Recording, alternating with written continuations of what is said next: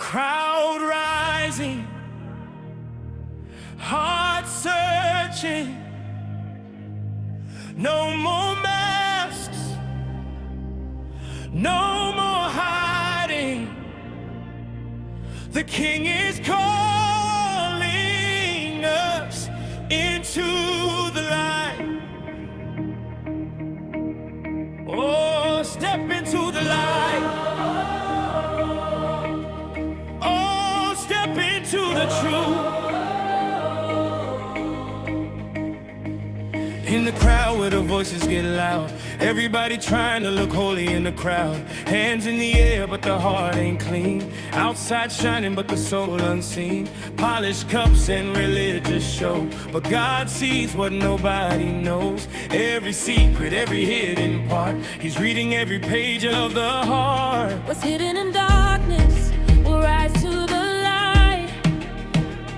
Every whisper will echo in heaven tonight. So I'm dropping the mask, I'm done with the show. Only truth in my soul gonna overflow. No more masks, no more hiding. I'm living in the light of the King. No more fear, no more pretending. Freedom is the song I sing. God knows every hair on my head. Still He calls my name again. From the shadows into the light. Kingdom living starts inside. Inside. Let the truth come alive. Inside. Pharisee fashion, religious design, looking righteous but the heart out of line. Trying to climb in the honor parade, but the kingdom ain't built on charades. Jesus said, watch that yeast inside. Hypocrisy spreads if you let it slide, but the Spirit breaks every chain. Truth and mercy will reign again. Don't fear the voices that judge your name. Fear the one who holds the flame. But the Father who sees every sparrow fall says you're worth more than them all. No more masks, no more hiding. I'm living in the light of the King. No more fear, no more pretending. Freedom is the song I sing. God knows every hair on my head. Still He calls my name again. From the shadows into the light. Kingdom living starts inside. What happens when the pressure is really on and that urge to just put on a mask to please everyone around you becomes completely overwhelming? Oh, man. You know that feeling. Right. You walk into a room, the stakes are incredibly high, the crowd feels totally intimidating, and almost without even thinking about it, you start performing. Well, you curate this perfect, unshakable exterior. Exactly. While inside, your stomach is just a giant knot of anxiety. I mean, it is a universal survival mechanism, but it leaves us utterly exhausted. So exhausting. And that profound tension between the mask we feel forced to wear and the reality underneath is exactly what we are exploring today. Welcome to the deep dive. Glad to be here for this one. So today's source material is a really fascinating stack of documents. We've got slide decks, notes, and a full transcript from a deeply reflective Thursday community Bible study. Yeah, and this was facilitated by icomm.CLASSROOM on March 12, 2026. Right. And our mission today is to explore the specific warning Jesus gives about the leaven of the Pharisees. Which is such a powerful image. It really is. And we want to discover how what this study wonderfully terms the radical inside-out Jubilee economy offers a roadmap to living a completely unmasked, transparent life today. Okay, let's unpack this. Well, before we can even begin to grasp the cure for this deeply ingrained instinct to wear a mask, we have to recognize the intense environment that creates it. Right, the pressure cooker. Exactly. Because if we look at the context in Luke chapter 11 bleeding into Luke 12, I mean, Jesus is not just delivering a calm sermon on a peaceful hillside here. No, the atmosphere is incredibly thick with hostility. Yeah, the text paints a picture of like a literal pressure cooker. Yeah. The religious leaders, the Pharisees and scribes, are described as lying in wait for him. Wow. They are pressing him fiercely, trying to trap him in his own words, just to manufacture a reason to destroy him. And surrounding this tense standoff is a massive, chaotic crowd. We are talking about thousands of people pressing in so hard they are actually trampling one another. It is the absolute pinnacle of a high-stakes environment. And, you know, in a moment of chaos and severe public scrutiny like that, the natural human reflex is self-preservation. Oh, totally. You calculate every single syllable. Right, you pander to the critics or you play to the crowd to ensure your own safety. Which makes his reactions so counterintuitive. I mean, if I'm surrounded by hostile people waiting for me to slip up, putting up a defensive wall isn't just malicious deceit. It feels like basic survival. Yeah, it feels like the smart thing to do. But in the middle of this terrifying atmosphere, Jesus turns away from the hostile leaders, looks directly at his closest friends, and issues this solemn warning. Beware of the leaven of the Pharisees, which is hypocrisy. Right. Now, looking at the leaven analogy, we know how it works biologically. A microscopic agent is folded into the dough, and it fundamentally alters the chemistry of the entire batch. It puffs the dough up with empty air, right? Right. It expands it from the inside out. Exactly. Hypocrisy operates with that exact same systemic corruption. It puffs up the ego with empty pretense. And what's fascinating here is that biological mechanism mirrors the social and spiritual decay perfectly. To really understand the depth of that decay, we have to look at the Greek root of the word he uses. Okay, lay it on me. So the word for hypocrisy is hypokrisis. In the Greco-Roman world, this wasn't originally a moral judgment, it was a theatrical term. Oh, really? Yeah. It literally referred to stage actors who held up large, exaggerated masks to play a part for an audience. Wow, that makes so much sense. Jesus is revealing that human hostility naturally breeds this instinct to become an actor on a stage.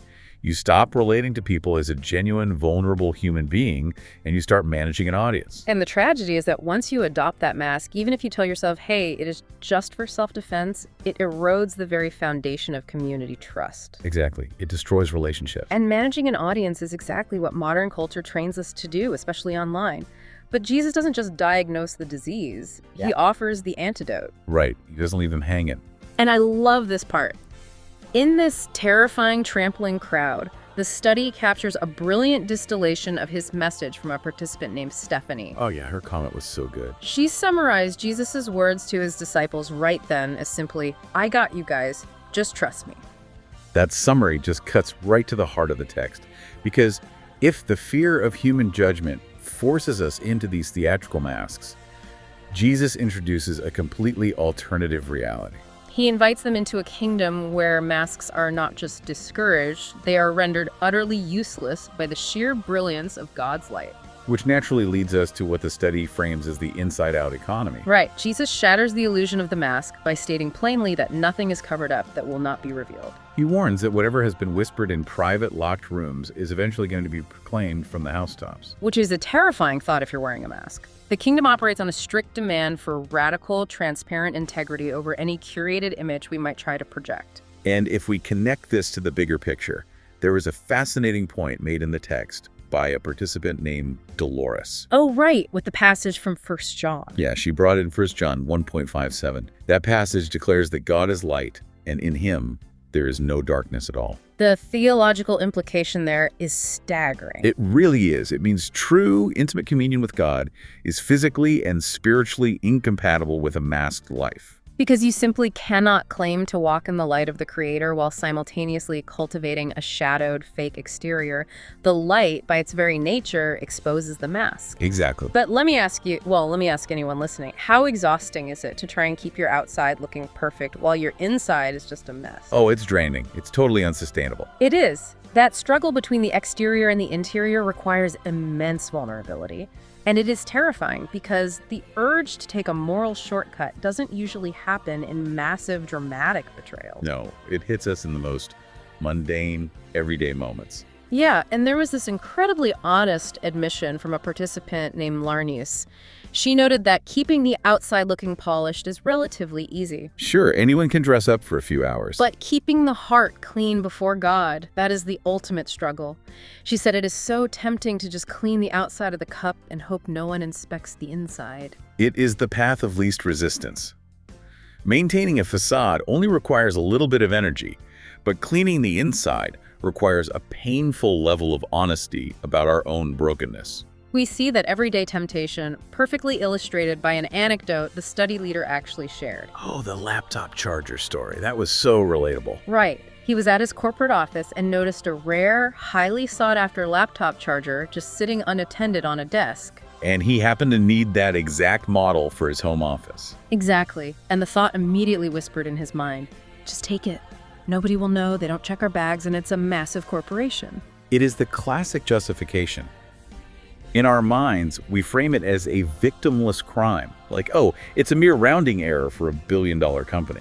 But he described feeling a sudden physical conviction in his body the moment he entertained the thought. Yeah, his conscience flared up. He realized that slipping that charger into his bag would be a deliberate step into the shadows.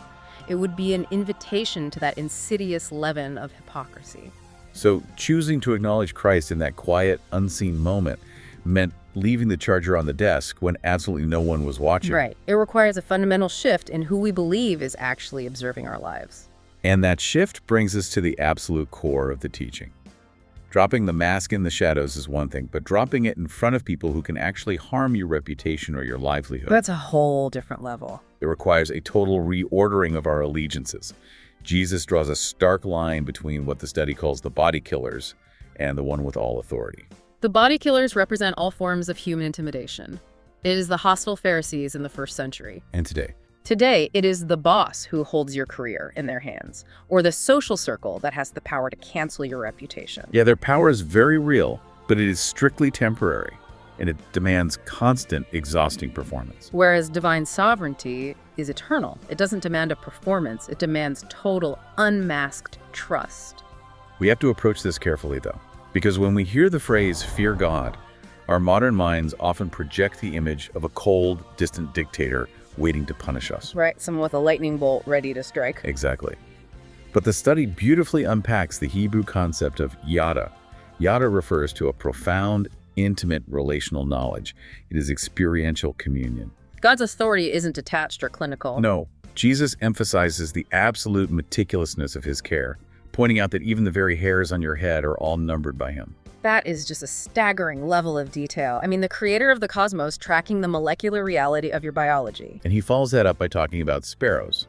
He notes that 5 sparrows are sold for 2 pennies. Which means they were considered so economically worthless that if you bought 4, the merchant would literally throw the 5th one in for free. Right. Yet Jesus declares that God does not forget a single one of those worthless birds. The logic he employs here is breathtaking. It really is. If the infinite God exercises that level of intimate, yada knowledge over a completely forgotten bird, your intrinsic value to him is immeasurable. You do not need to fear the body killers, the people who can only harm your temporary circumstances, because the one who holds eternal authority knows you intimately and loves you meticulously. And one of the participants, Inide, who is also noted as Ebiodun in the transcript, had a deeply moving reaction to this reality. Yeah, she confessed that her middle name might as well be Worry, given how much of her life is consumed by anxiety. But absorbing the truth that God intimately cares for birds sold for pennies profoundly shifted her perspective on her own immense value. That precise, overwhelming love is the only thing strong enough to cast out the fear that forces us to wear masks in the first place. But, we have to look at how that fear actually physically manifests for most of us. Right. Like when we fail to trust in that meticulous provision, how does it show up in our daily routines? For the vast majority of us, it manifests through the endless, exhausting pursuit of material security. Yes. It shows up as greed and hoarding. The study explores this through the parable Jesus tells of the rich fool. This is a man whose land produced such an overwhelming surplus of wealth that his immediate response was to tear down his existing barns and build massive new ones. Just purely to hoard it all. Exactly. He believed he had finally secured his own life through his accumulated wealth, but God tells him his soul is required of him that very night. Jesus follows that with the piercing truth. Where your treasure is, there will your heart be also. Such a famous line. And a participant named Io captured the mechanics of this perfectly. He pointed out that the location of your treasure dictates the direction of your heart, which in turn dictates where all your energy flows. If your ultimate treasure is physical security, your energy will inevitably flow toward anxiety, protectionism, and hoarding. Here's where it gets really interesting, though, because we have to push back on the text a little bit, just as a participant named Dennis did. Oh, Dennis had a great point. Dennis raised a brilliantly practical question. He looked at Jesus' command to observe the ravens who don't sow or reap, and the lilies of the field who don't toil or spin. And Dennis essentially asked, how does staring at a flower pay the mortgage? Exactly. Honestly, the bank doesn't care about my theological piece. They want my money. It feels almost irresponsible to apply this to a 21st century budget. It is the most vital pushback we can offer, because it forces us to define what Jesus is actually asking. He is not promoting financial negligence or laziness here. Right. The study frames his invitation as entering into the Jubilee spirit. Yeah, the Jubilee in ancient Israel was a radical systemic release. It was a time of forgiving debts, freeing slaves, and relying entirely on God's provision rather than human exploitation. So Jesus is calling for a paradigm shift from an economy driven by fear and scarcity to an economy of trust and delight. So it is about the psychology behind the money, not the absence of the money. Right. It is the profound difference between operating as a steward versus operating as a hoarder. Dolores phrased this tension beautifully in the study. She really did. She said, "We must learn to hold loosely to the things of this world while holding tightly to the kingdom." I mean, you still go to work, you still pay your mortgage, but your psychological security isn't anchored to your bank balance. Because when you act as a steward, you recognize that you are managing resources that ultimately belong to the Father who numbers your hairs. But when you hoard, you are desperately trying to be your own savior. You are trying to build a financial wall high enough to keep out the realities of a fallen world. And the Jubilee spirit frees you from the crushing burden of saving yourself, allowing you to be radically, open-handedly generous. All right, let's take this massive theological framework out of the first century, off the balance sheet, and drop it right into a normal Tuesday. Let's do it. In our hyper-connected era of performance anxiety, how do we actually practice this fearless kingdom vigilance? The study provides a stunning example of lived theology. It takes all these concepts, transparency, fear of God over fear of man, and the rejection of financial hoarding, and weaves them into a single, everyday interaction. The story came from a participant named Kibra. She and her husband Paul were in the process of buying a used car from an older couple. And Kibra quickly learned that the seller was a highly religious woman, right? Yeah. They spent time bonding over their shared faith, discussing church involvement and Bible studies. It felt like a wonderful, serendipitous connection. Until the paperwork came out. Right. The time came to sit down and fill out the official government paperwork for the title transfer. And in that moment, the seller, this woman who had just been speaking so passionately about her faith, suggests that they write down a significantly lower purchase price on the legal documents. Her rationale was that it would save Kibra and Paul a large amount of money on taxes. And Kibra was incredibly vulnerable in sharing her internal reaction to this.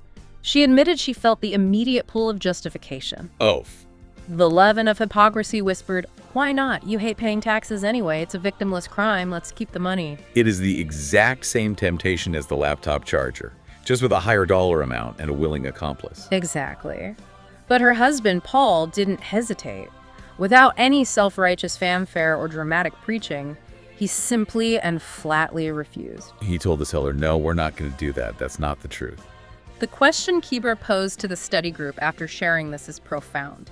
In that specific, awkward moment across the kitchen table, who was truly acknowledging Christ? Was it Kibra and the seller who had spent the last hour exchanging all the right religious buzzwords? Or was it Paul who simply refused to sign his name to a lie? It was undeniably Paul. He chose radical transparency over a clear financial advantage. And the ripple effect of that quiet integrity was astonishing.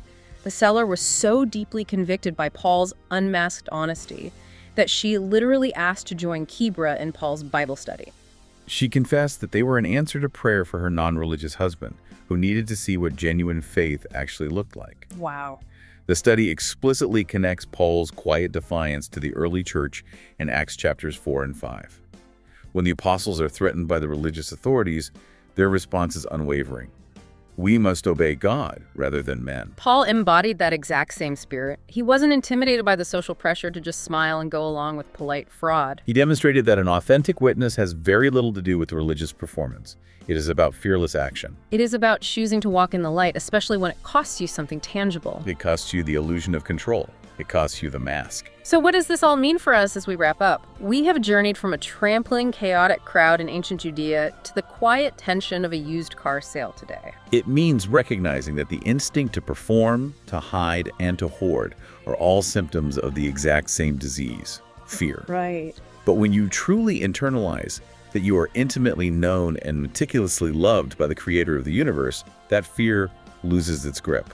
Radical transparency isn't just a moral duty. It is the Jubilee release from the exhausting, heavy burden of having to be an actor on a stage. You don't have to manage the audience anymore. In a culture that is suffocating under the weight of canceled reputations and perfectly curated digital personas, we are all terrified of being exposed. But Jesus offers us the freedom of the light. He asks us to prioritize vulnerability over self-protection and to trust his provision instead of hoarding out of anxiety. The light of God certainly exposes our flaws, but it is also the only place where true healing can occur. Because when you finally drop the mask and step out of the shadows, you allow yourself the profound grace of being truly known and truly loved. I want to leave you with a final, provocative thought to turn over in your mind this week. We have talked extensively about how dropping the mask frees you, but consider the collateral impact of your courage. Oh, that's a great point. In a world where everyone is exhausted from performing, what happens to the people around you when you finally decide to walk in radical transparency? It changes everything. Could your vulnerability be the exact key that unlocks someone else's prison of performance? Your unmasked life might be the very permission someone else is desperately waiting for to drop their own mask. Thank you so much for joining us on this deep dive. Stay curious, stay in the light, and we'll see you next time. Kingdom living starts inside.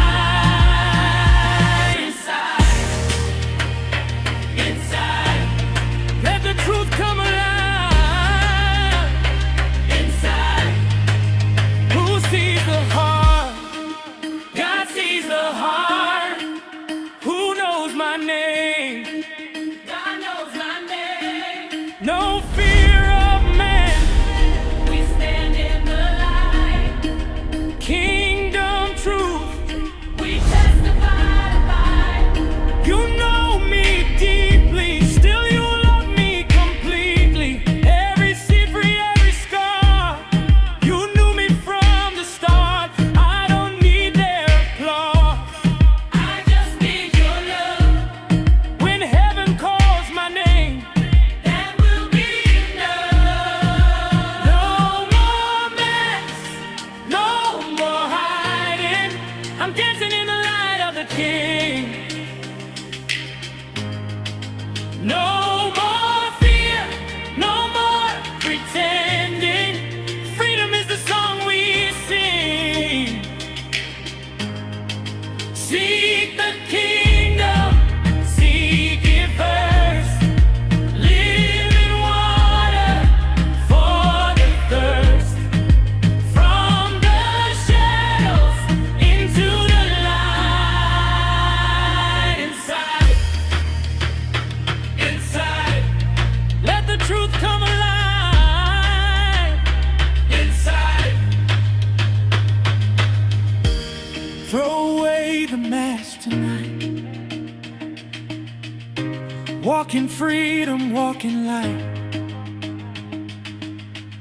He knows your heart, he knows your name. And his love will never change. Step in the light. Step in the truth. Step in the truth.